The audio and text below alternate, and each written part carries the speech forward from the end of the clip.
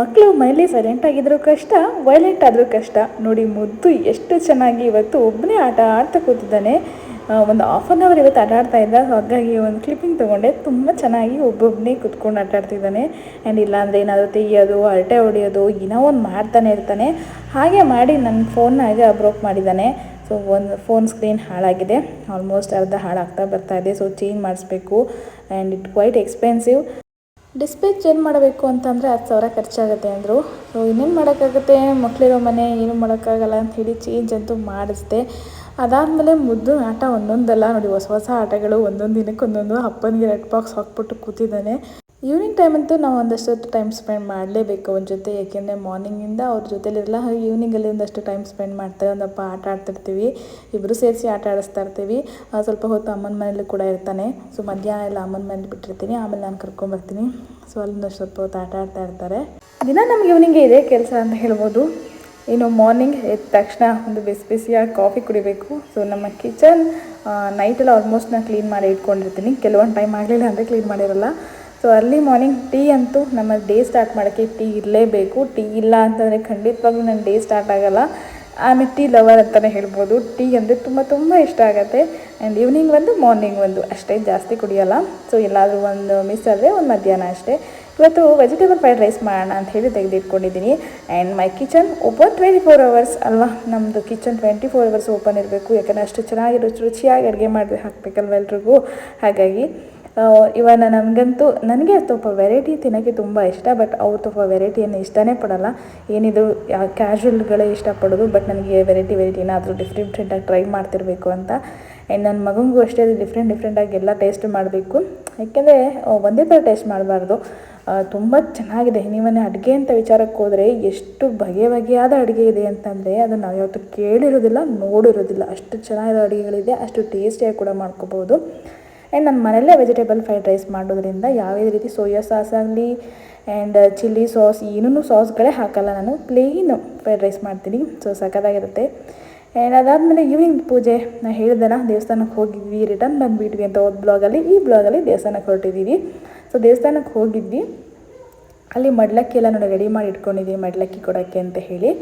ಇಲ್ಲಿ ದೇವಸ್ಥಾನದಲ್ಲಿ ಪೂಜೆ ಮಾಡಿ ದೇವರನ್ನು ಕೇಳುವಂಥ ಒಂದು ಪದ್ಧತಿ ಅಥವಾ ಆಚರಣೆ ಮಾಡ್ತಾ ಬಂದಿರ್ತಾರೆ. ಅದನ್ನೆಲ್ಲರೂ ಕೂಡ ಕೇಳ್ತಾಯಿದ್ರು. ಸೊ ಹಾಗಾಗಿ ಕ್ಲೀವಿಂಗ್ ತೊಗೊಂಡೆ. ಅಲ್ಲೇ ಕೂಡ ಪ್ರಸಾದ ಕೂಡ ಮಾಡಿರ್ತಾರೆ ದೇವರಿಗೆ ಅಂಥೇಳಿ. ಅದು ದೇವ್ರಿಗೂ ಕೂಡ ಪ್ರಸಾದ, ನಮಗೂ ಕೂಡ ಪ್ರಸಾದ ಇರುತ್ತೆ.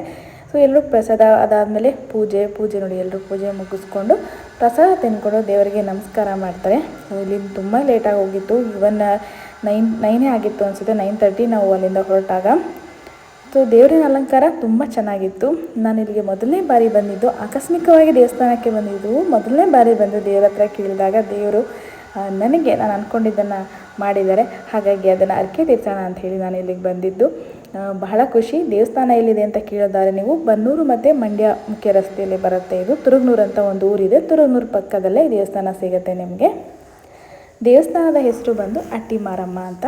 ಇಲ್ಲಿ ಹೋದ್ರಂತೂ ಬಹಳಷ್ಟು ಪಾಸಿಟಿವ್ ವೈಬ್ಸ್ ಇದೆ. ಅದನ್ನು ಅಲ್ಲಿ ಕೂತೆ ಅಷ್ಟೇ ಅನುಭವಿಸೋಕ್ಕೆ ಸಾಧ್ಯ. ಇನ್ನೂ ಮನಸ್ಸಿಗೆ ಪ್ರಶಾಂತವಾದಂಥ ವಾತಾವರಣ.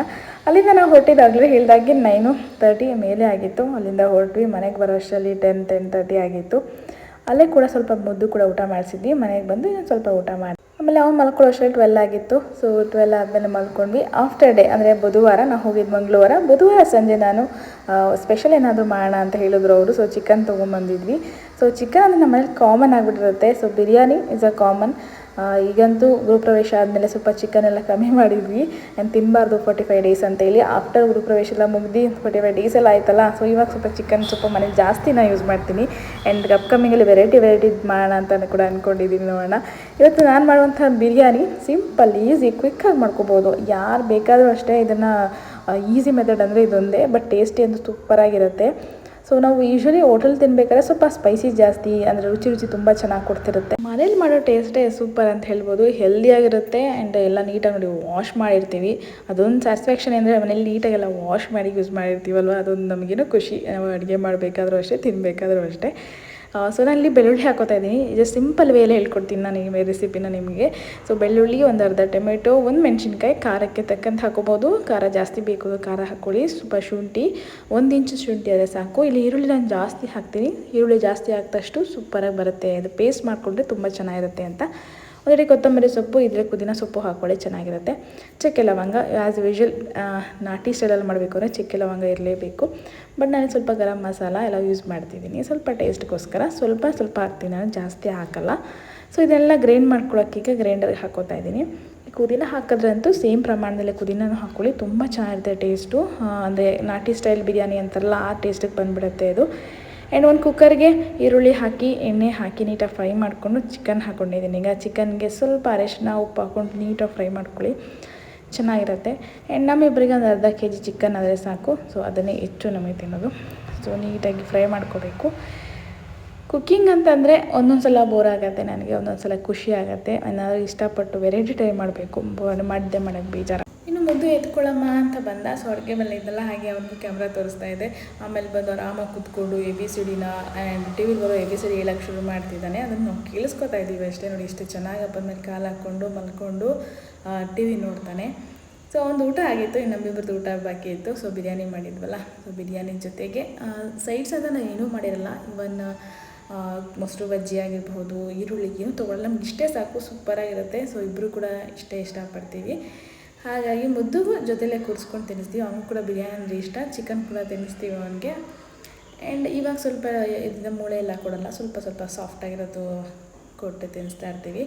ಆ್ಯಂಡ್ ರಾತ್ರಿ ಊಟಕ್ಕೆ ಬಿರಿಯಾನಿ, ಒಟ್ಟಿಗೆ ಕೂತ್ಕೊಂಡು ಬಿರಿಯಾನಿ ಬ್ಯಾಟಿಂಗ್ ಮಾಡಿಬಿಟ್ಟು ಸೊ ನಮ್ಮ ಡೀನ ಇವತ್ತು ಕಂಪ್ಲೀಟ್ ಮಾಡ್ಕೊತಾ ಇದ್ದೀವಿ. ಆ್ಯಂಡ್ ನಿಮ್ಗೆ ಇಷ್ಟ ಆಗಿದೆ ಈ ಬ್ಲಾಗ್ ಖಂಡಿತ ಸಬ್ಸ್ಕ್ರೈಬ್ ಮಾಡ್ಕೊಂಡು ಸಿಗೋಣ ನೆಕ್ಸ್ಟ್ ಮುಂದಿನ ಬ್ಲಾಗಲ್ಲಿ. ಟೇಕ್ ಕೇರ್, ಬಾಯ್.